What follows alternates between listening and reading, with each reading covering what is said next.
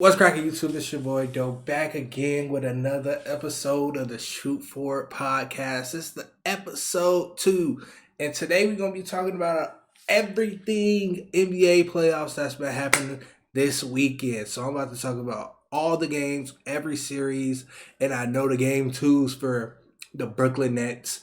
And who else played? The Sacramento Kings and the Golden State Warriors played last night. So I'm gonna talk about that a little bit too. But before we get into it, hit that like button, hit that subscribe button, man. We about to do a lot more podcasts. But let's get into the first series of the day or of the playoffs. The Brooklyn Nets. Brooklyn Nets. Are y'all crazy? Y'all tried to double team Joel Embiid. Are you crazy? And Joel Embiid, as somebody that I wouldn't say hate you because I love you. I love watching you play basketball. But I'm a Jokic fan. So it's a rivalry. And I take rivalries real serious. So when it matters, I'm against you. But I ain't against you right now because you're in the playoffs and you're only gonna be playing Eastern Conference teams. And never mind. I was about to say something crazy. But you're only playing Eastern Conference teams. So I'm not worried about Joel Embiid, the MVP thing. I don't care about it no more. It's not the regular season. So I'm good. I'm not worried about it. But Joel Embiid, I'm going to say this. Game one was probably my favorite game watching. That was when I watched it, I was like, oh my God, Joel Embiid is that guy. Like, I was like, bro, he is playing the perfect basketball right now. And I'm gonna break down why. So look, in the first game, like I said, the Brooklyn Nets are crazy. They tried to double Embiid. When they doubled Embiid, Embiid hit the Statue of Liberty on them boys, like he was Wilt Chamberlain, holding the ball out. They kept trying to double him. And he was hitting the right players. Even though he didn't get all the assists, I think he had 3 assists in that game. Let me double check that. Did he? Because I could have sworn he had 3 assists. So I'm about to back check that real quick, guys. Embiid only had 3 assists, but he was hitting the right players and getting the hockey assists. I love what Embiid did in that first half against the Brooklyn Nets. You send a double. Statue of Liberty, I'm too strong, you're a little boy. I'm going to keep strong, and I'm going to get that to the right person. I love that in Joel Embiid's first half. In the second half, the Brooklyn Nets, they did the same thing, but Joel Embiid adjusted mentally. He's like, if I catch, they're coming regardless. So if I catch and I quickly move with the ball, they're chasing me. So it was times where he'll get it like this and he'll just immediately turn and it's 2 Brooklyn Nets defenders. Like they're literally chasing a 7-foot guy. They're chasing Embiid around the court. And it's like when you're playing a real double team, it's like, okay, I'm going to come over, but I'm going to still be around another player that I can get back to him. They just started chasing him and just leaving everybody wide open. And Embiid was getting it to the other players and they was passing it around, getting the ball moving, and people was knocking down their shots. I loved it. James Harden. That game was magical. It was magical. Bro hit 7 3-pointers. 7 3-pointers. You missed every layup in that game. But you hit every single, every clutch 3 you hit. Every 3 that meant something, you hit. Contested, uncontested, wild. You was nice. You was hitting, bruh. That was a great shooting performance from James Harden. The role players on the Sixers in this game played fantastically. DeAnthony Milton, hustling. The people I want to give applause the most to is PJ Tucker and George Niang. And this is why I'm giving them the props. Because they're on the lower end of the spectrum, you know what I mean? Like the guys that I think are impactful from multiple different standpoints, like a scoring, like a Maxey or a Tobias, they played great. But people who aren't as skilled as them, they showed up. And Paul Reed is that guy. I love Paul Reed. He is a hustler out the mud. I need to give me a hoodie. Y'all see I like the hoodies. Paul Reed, I might have to give me a hoodie, brother. You was out there terrorizing. He got a rebound, an offensive rebound. Threw it between his legs from behind. He said, "Whoop." Dude tried to come get him. He said, "Whoop." It got an easy little lay, a butter roll. You know what I'm saying? Paul Reed was getting it in. And I just let me get to Tobias real quick. Tobias. You know, I keep it 100. When you play good, I keep it a bean. You play bad, I keep it a bean. I give people respect where respect is due. Tobias, you was hooping your ass off in that game one. You played exceptional defense. You was hitting shots. And boy, was you hustling on the boards. I loved it. PJ too. PJ hustling. He was getting, bro, I did a reaction. PJ missed his own shot. Grabbed his own board, bro. PJ was out there doing his thug thizzle. And I absolutely loved it. But now, let's get to the Brooklyn Nets in that game one. Brooklyn. I know y'all love Mikal Bridges. I know y'all love the new team or whatever. But the team's ass, bro. The team's ass. And let me start with Mikal Bridges. Mikal Bridges had a great first half, 23 points. I'm like, ooh, this looked like a 40 piece. Only scored 7 in the second half. Like that's just that's unacceptable. To be a quote unquote star, everybody in the league calling you a star, 7 points in the second half. I wish LeBron would get 7 points in the second half after scoring 23. Paul George, if he did that, he'd get crucified. They call him Pandemic P. If any other star did that, we'll crucify them boys. So, Mikal Bridges, they call you a star. I don't think you're a star. I personally still think you're a third option at best. I gotta hold you to that fire that these people are putting you in. It's not on you. I like you personally, or I like your game, but these people on the outside that's hyping you up, putting a big head like a Kwame Brown, hyping you up like the number one pick, the next MJ or something.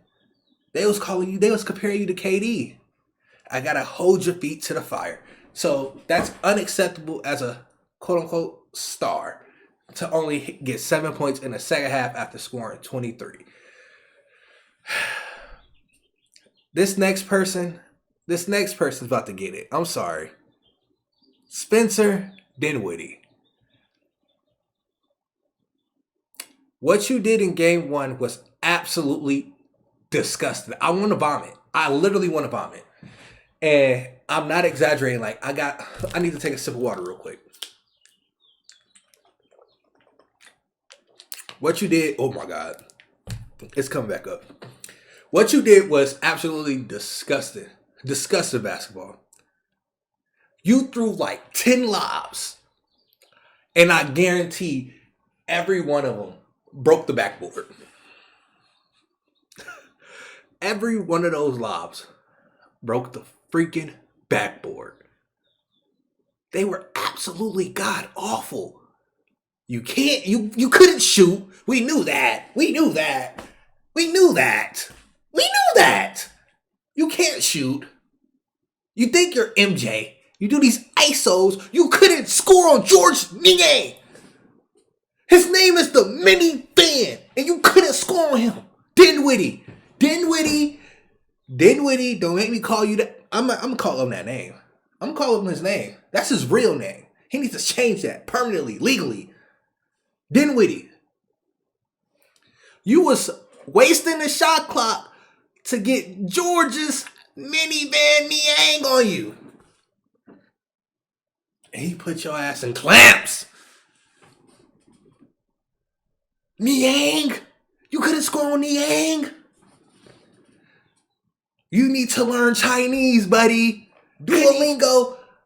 Sign up. Use your Google account. I know you got that because you're a cryptocurrency nerd.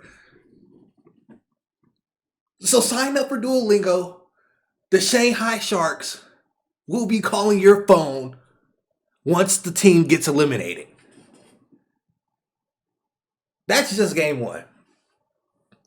Let's talk about game two. Cameron Johnson. An exceptional basketball game he played in the first half. Again. 22 points in the first half. 6 in the second. 28 points to end the game. When you look at those numbers, you say, man, that's a wonderful game. He must have had a wonderful game. In the first half, you did. In the second half, you are non-existent. Absolutely I didn't even know you was still. I was like, bro, where's Cam Johnson at? Where is he at? Then I'm like, oh, that's him right there. The tall guy that's doing nothing on the court. How you score 22 in the first half and only score 6 in the second in a playoff game where people are talking about y'all need to get the brooms. They trying to sweep you boys. They trying to get y'all out of here, bro. Your whole team is getting clowned on the internet. I know you see it. Y'all see it. Y'all see it. Nick Claxton, where are you at, buddy? Game 2. Y'all tried to... Let me calm down.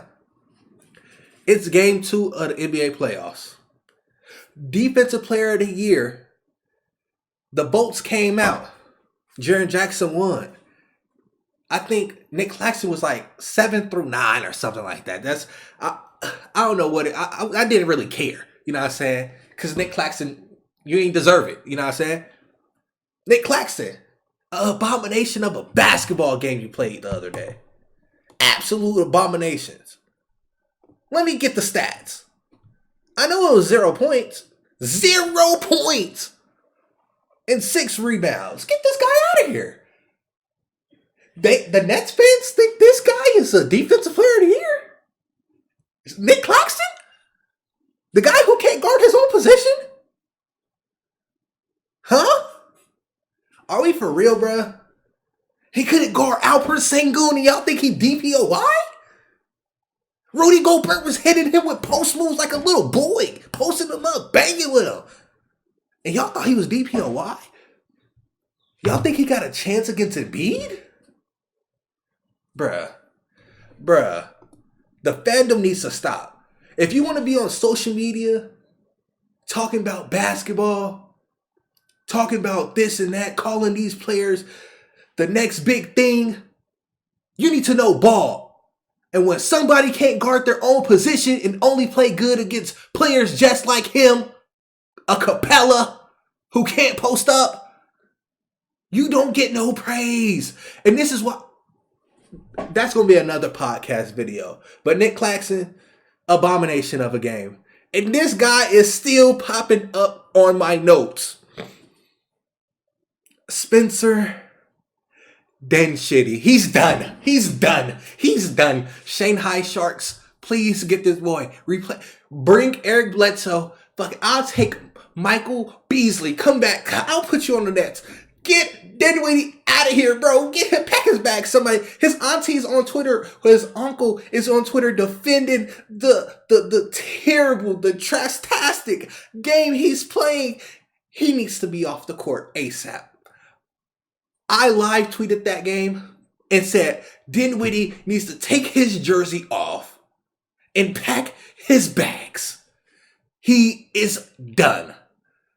Them fake assist stats, I've been seeing through it. He's getting 9 assists a game. He put up 16 assists. Buddy, he's the only person that passes on his team. The only other person that passes the ball is Royce O'Neal. Mikal Bridges averaged 2 assists. With the Nets, he averaged 2 assists. Spencer Dinwiddie is the only person that passes the basketball. No. Like, bro, it's not rocket science to see. That's why he got all these assists. He's the only person that passes the ball. But Dinwiddie, you're done. You can't throw a simple lob pass. You can't.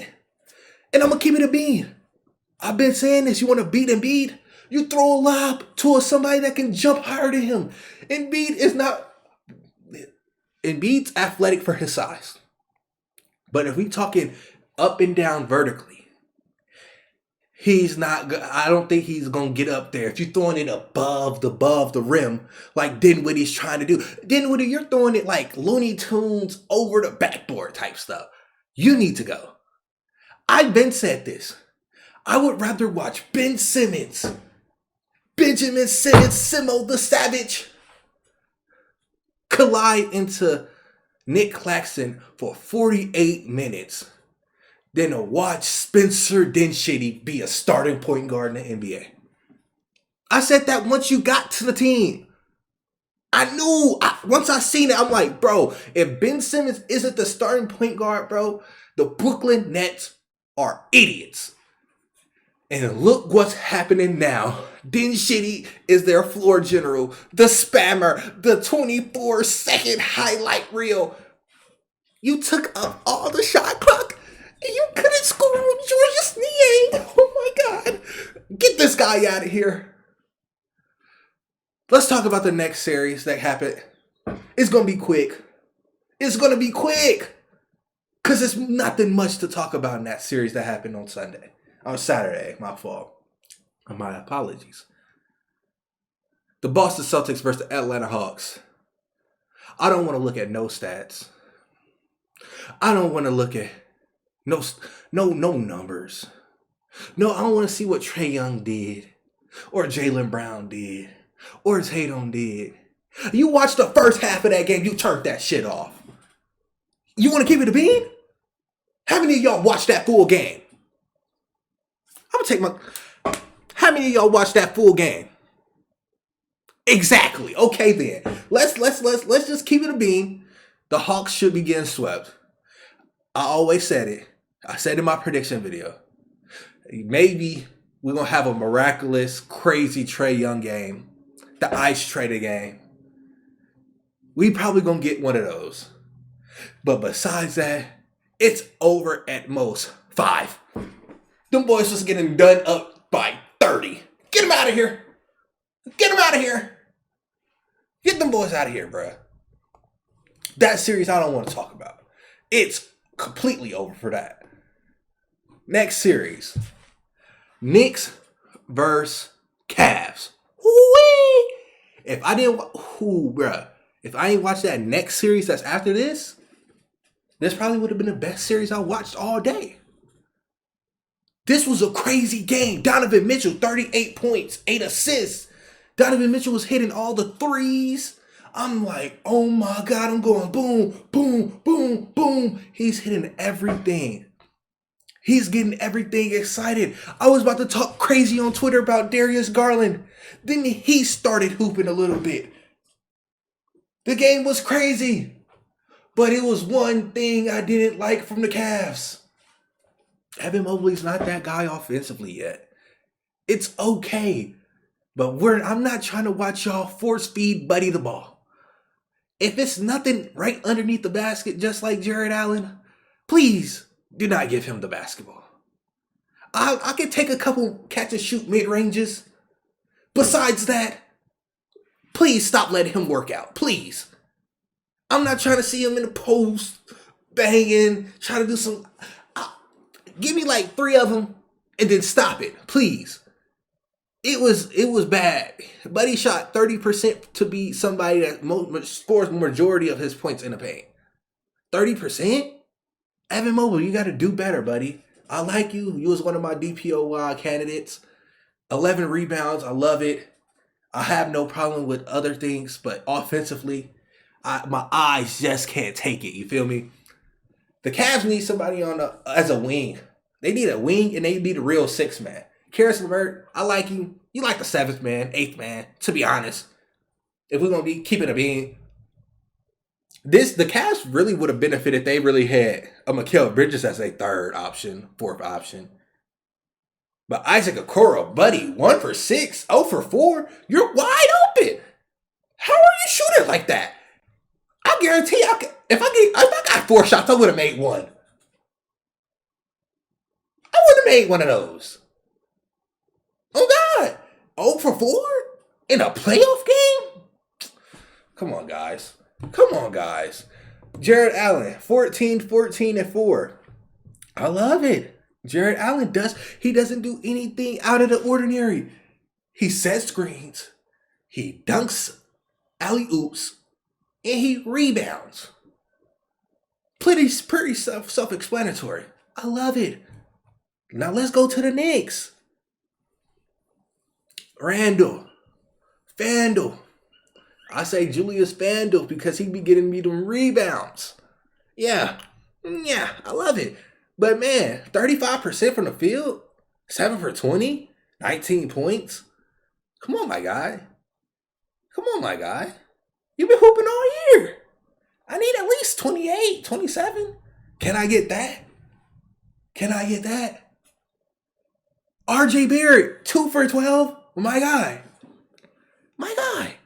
You need to develop your game because I'm sick of seeing this step back 3-point shot you're shooting. And when you're wide open, how can't you catch and shoot threes? That is absolutely embarrassing. You got 2 ball dominant players on your team and you can't catch and shoot. Please get in the lab this summer. You and Ben Simmons need to get in the lab together. And I just want y'all on the shooting machine. I would rather watch an hour y'all both on the shooting machine together than watch Spencer Dinwiddie play 48 minutes of a basketball game. I'm keeping it a bean. Oh, God. So, look, RJ, you gotta get in the lab. You gotta do better, bro. You really need to take that leap because you really could. Jalen Brunson, I would say Jalen Brunson kept this team afloat, but the real MVP of this game is my boy Josh Hart. Give him that. You know how my Nuggets got the defensive player of the game? They need the MVP of the game. Give that to Josh Hart. That boy crashed every offensive rebound. Got it. He had 5 of them. And I guarantee every time he got one, he put up a bucket. Got an easy layup. 1 for 2 for 3, 10 rebounds, 17 points. Josh Hart was doing everything. I'm like, bro, Josh Hart is a maniac. Bro is out here diving for balls, grabbing rebounds. He was doing the dirty work, bro. He played fantastic basketball, man. And that's how the Knicks won. They actually got wing depth or guard depth that can at least do something besides be fake 3-and-D players. You know what I'm saying? Isaac Okoro. I said, you're my guy 2 years ago. When I first started YouTube, I said Isaac Okoro could be a really good 3-and-D player. He shoot 37%. Get you 2 layups a game, 2 threes a game. That's 10 points a game. This motherfucker can't even get you 2 layups and 2 threes. You're a fake 3-and-D. You still could do it. But right now, bro, you've been in the league like 3 years. I'm done waiting. Shout out to Josh Hart, Obi Toppin, Isaiah Hartenstein for actually being bench depth that do something. Shout out. That's why the Knicks won. So shout out to the Knicks for winning game 1. I think game 2 is tonight. I don't know when I'm going to drop this podcast. Probably tomorrow, the day after the Knicks game. But the next game after this was the Sacramento Kings versus the Golden State Warriors. And man, this is going to be a 2-part because we watched the game last night. And let me say this to Golden State Warriors fans. I'm going to give y'all praise right now. You know what I'm saying? I'm going to talk about the losers first. The Golden State Warriors, I think, are playing great basketball. I don't think they're doing anything wrong. They're really not doing anything wrong. Yeah, you could be like, oh, a couple things. But as a totality, they're playing good basketball. They're playing great, fantastic basketball. Stephen Curry, 30 points, 11 to 20 from the field, 6 rebounds. Yeah, his assist is low, but he's going crazy. Clay, 21 points, 6 rebounds, 5 assists. Like, Wiggins' first game back, 17 points. Doing all the dirty work. Draymond Green, 4 points, 11 assists, 9 rebounds. And let me give this to the best. I think this is, besides all the star players that we know are going to hoop, I like giving role players their credit when they go crazy. I just gave PJ Tucker credit. I gave Georgia Yang credit. I gave Josh Hart credit. And I got to give Dante DiVincenzo his goddamn credit. Because he was out there hustling. Loose balls, trying. I'm grabbing them, throwing it back. Dante DiVincenzo was out there doing his damnedest in that first game. I loved it. That was my favorite. That was, bruh. Out of all things, I love those Dante DiVincenzo minutes. On God. But besides that, the Warriors, I really like. It's like a coin flip. Whoever wins, like, it's just like, I'm not mad at the results either way. Like, you lose by 3, you probably hit 2 threes and then you come back. You shoot 53 pointers. But I'm just say this: the Sacramento Kings is probably the fastest team the Golden State Warriors have ever played, going up and down like this. Every fucking possession, they're running up and down the court. It's a beautiful basketball being played. Domantas Sabonis and Draymond Green, they got their little rivalry going on where they want to bump each other and then push each other and fall over on each other, tackle each other. I love it. I love it. It's playoff basketball. I love it. And that's just game 1. Game 2. Domantas Sabonis, 5 for 17. Your ass was getting clamped. Clamped. You was missing every goddamn layup. Just like, James Harden. You was missing every layup. I'm like, bro, he's 7 feet tall and he can't make a layup. You tried to baby hook him. Missed it. I'm like, bro, get your shit together, buddy. 5 for 17 from the field, but you had 12 points, 16 rebounds. Besides those layups that you missed, you played a pretty decent game. De'Aaron Fox?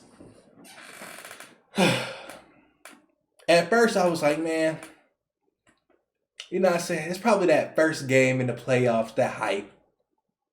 That first game in the playoffs, that hype. But he had 38 points, you know what I'm saying?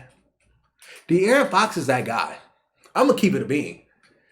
De'Aaron Fox, these last 2 games, went up on my totem pole. He's one of those, I wouldn't say he's better than John Morant, but I think he's about to be on that level. If he keeps playing like this, he's going to be on that level. And I have the Sacramento Kings going to the conference finals this year. Check my predictions video. It's going to be linked. It's going to be linked. And I'm going to be correct about everything. Probably not the Memphis Grizzlies one, because John Morant hurt. But we'll get into that in a couple. But De'Aaron Fox, Kevin Huerter, do your job, buddy. You're a sniper, but you're not sniping shit. You need to get in the lab. After the game, you need to be out there with your shooting coach. On God. We need you to hit those threes. Game 1. Malik Monk.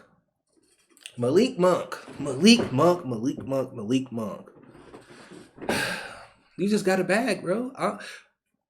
If you're not a free agent this year, bro, the Sacramento Kings salute you. Salute you, because you got a good player. Malik Monk, as a 6th or 7th man, is absolutely incredible. The guy shoots deep 3-pointers. The guy is an absolute bucket. He attacks the rim with aggression. That guy, he's him. And I really like Malik Monk. He's not a starter, but he's one of those 6-man, 7th man that you like a Malcolm Brogdon type, where you like, man, he could start, but when he come off the bench, it's like he a real star. Like, you watch him come off the bench, you like, why ain't he starting? Buddy is that nice. 32 points, 8 for 13 from the field, 14 for 14 from the free throw line. He is good. Trey Lyles hitting open shots, timely shots. Shout out Trey Lyles, 16 points. Game one was fantastic, bro. Game one had me so geeked up, bro. I didn't even want to go to sleep. I'm watching all the podcasts. I'm watching Warriors podcast, Kings. I'm in Spaces. I'm listening to everything. That was the best game I watched probably this year. That was the best game I watched. And then last night they played, and it was another good game. It was another good game. Oh my God. It was so beautiful. The Warriors did lose, and I don't have a problem with that. I think in my predictions, I said the best team, the teams that's going to win in this series is the home team. I got the Warriors winning 2 games at home. And then the Sacramento Kings going to win that at home again. So it's going to be 3-2. The Warriors going to come back, win at home, 3-3. And I got the Sacramento Kings beating the Golden State Warriors in 7. Come on. Come on. Last night, Andrew Wiggins, 22 points, 47% from the field. Great basketball. Stephen Curry, 28 points, 6 assists. 9 for 21. He had a bad shooting game. 3 for 13 from 3. Absolutely god-awful. But you know, it's Steph Curry, man. He can heat up. Yeah, he had a stinker, but you know what I'm saying? I can't guarantee a stinker every game. You know what I mean? It's Steph Curry. He's the greatest point guard of all time. Jordan Poole and Draymond Green. If we want to blame players for why they lost, I would say it was those two. 1 for 7 from the field. Absolutely disgusting basketball. You're on the court laughing, giggling, putting your tongue out. Bro, you had 4 points in a playoff game. Are you crazy? Draymond Green, I love you. I rock with the podcast. I rock with you talking crazy. I rock with your antics. But last night, what you did was just straight clown behavior, brother. You was out there wilding, tackling people, falling over, talking about you getting grabbed. Bro, you're grabbing yourself. You're grabbing yourself. Falling over. You and Sabonis, you stepped on Buddy's ribs. And it's not like I would understand if you kicked his arms off you. Bro, you lifted your leg up, stomped on him, jumped off of him, and then swung your legs.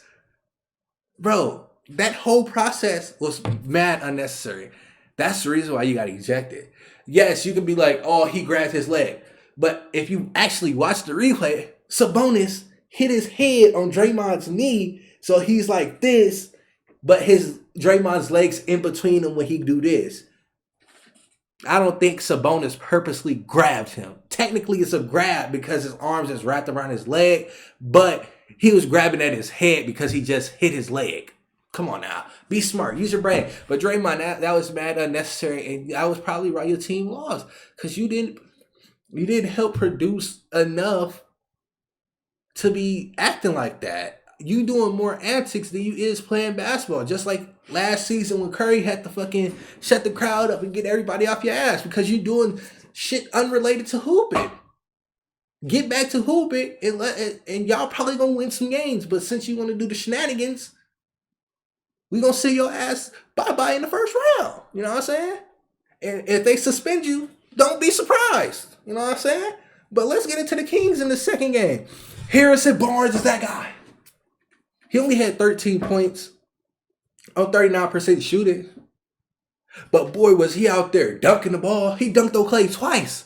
I'm like, this is vintage UNC Harrison Barnes. This was beautiful basketball for the Sacramento Kings. De'Aaron Fox only had 24. Not the 38 that he had last game. But 24 was good. Especially in the fourth quarter. Oh boy, I had to tweet about him. I said, fuck it. De'Aaron Fox better than Michael Jordan. I put my name on it. De'Aaron Fox is better than Michael Jordan. He was giving me God vibes, you know what I'm saying? Like the best on the planet vibes, you know what I'm saying? So shout out to De'Aaron Fox for that. He played a great game. Shot 2 for 10 from 3. God damn, you're a terrible shooter.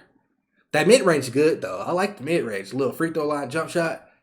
I like that. But them threes, ooh no. 10 of them? You? No, don't do that. Please don't do that again. Sabonis, 8 for 12 from the field, 24 points, 9 rebounds, 4 assists. The assist is dropping off, buddy. I'll be having you assist like 6, 7 from my FanDuel. The last 2 games, you ain't even get close to that. Thank God I ain't bet last game, though. I ain't bet last night, so good. Good, but you had a great game. You was finishing at the basket. I like that little last second dunk you did at the end of the game. Yeah, that's a great way to cap off the night after you got your ribs stepped on. Probably got a broken rib. He don't got a broken rib though. They already came out with the reports. But yeah, Sabonis. Shout out to you, bro. You was hooping. Who else was hooping? Malik Monk's always hooping. 18 points on 40% shooting. 3 for 7 from 3. Yeah, most of your shots came from 3-point line. 6 rebounds. That's great. They played a great game. Kevin Huerter, 2 for 9 from 3. Jesus Christ, 22%? Absolutely disgusting behavior. But that was a great game. I loved it. But I need to get to the elephant in the room. Or should I keep that for last?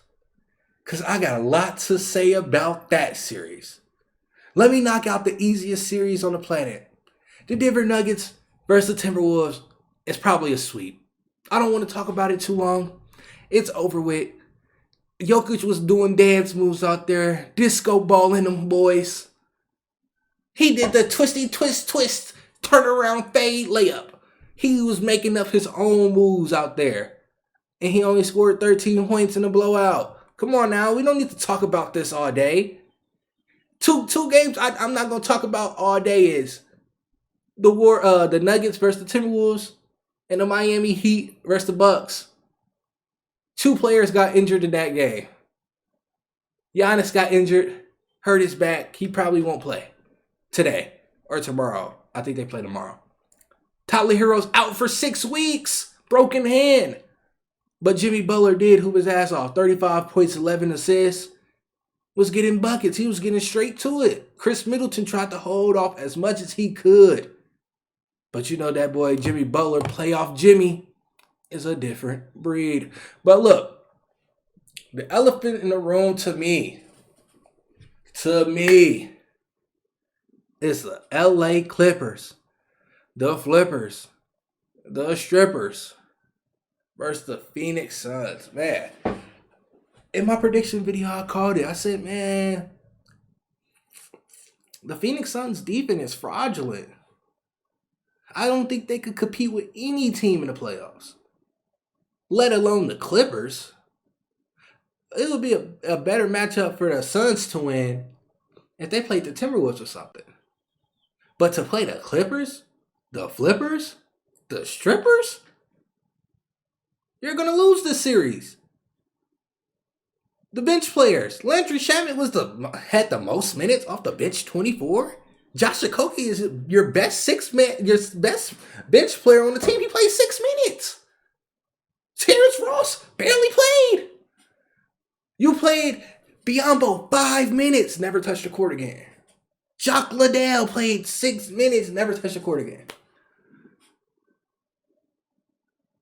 And this is with your whole starting lineup playing good except Christopher Emmanuel Paul. 2 for 8 from the field, 7 points, 11 rebounds, 10 assists, 2 steals. Offensively, he played like garbage.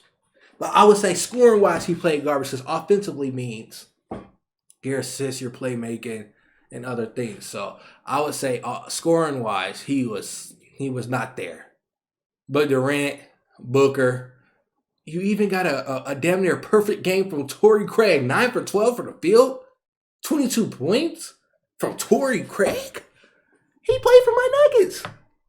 And I would never expect him to get 22 points on 9 to 12 shooting. Like, that's a perfect basketball game for Buddy.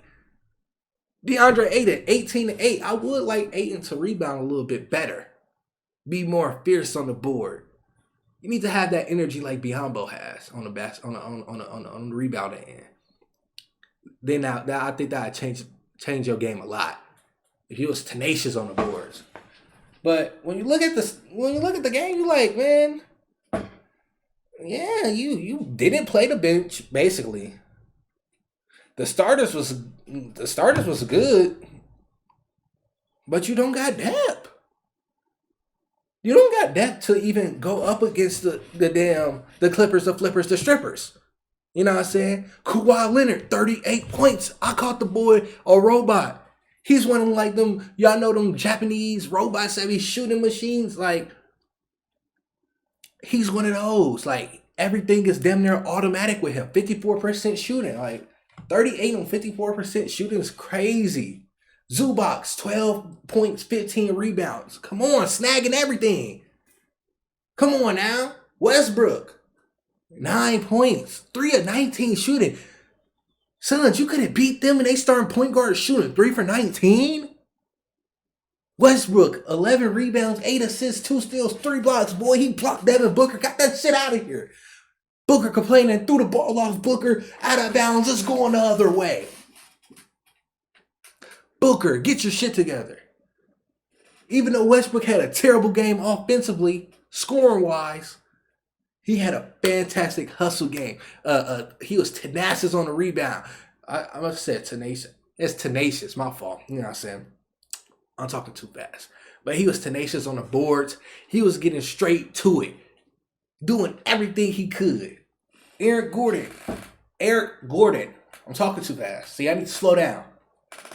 7 for 14 from the field, 19 points. He made 1 3 in like the first quarter. Didn't make another 3.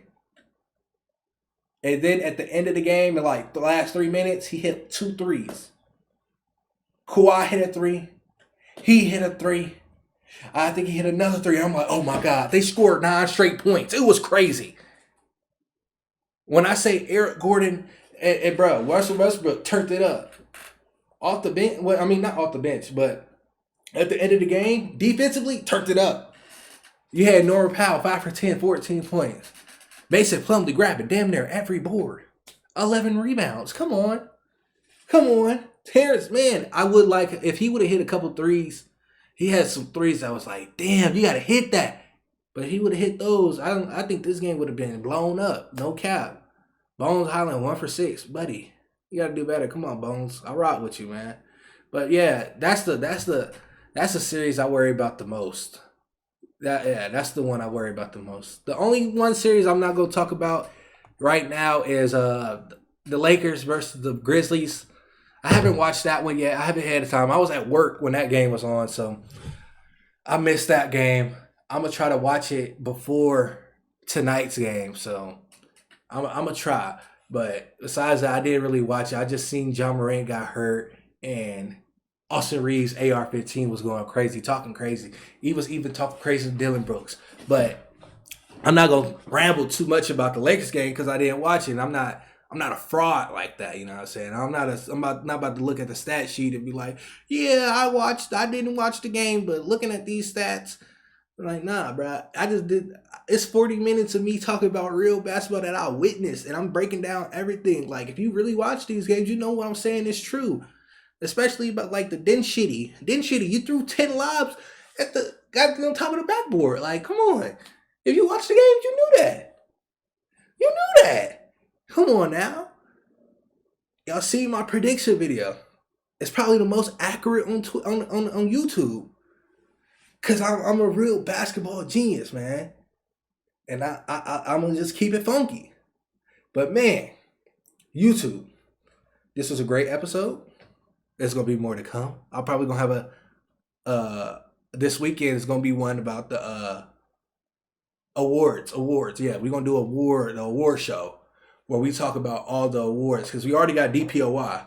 And then in a couple days, they're going to get 6-man, coach of the year, stuff like that. So I'm going to break down everything and why certain people didn't win. But besides that, this was a great episode. Good episode too. Shout out to y'all watching. Hit that like button. Hit that subscribe button. Follow me on playback.tv. Link in the description. We watching that LA Clippers, the Flippers, the Strippers versus the Phoenix Suns Saturday morning. So stay tuned. Besides that, I'm going to catch y'all on the flip.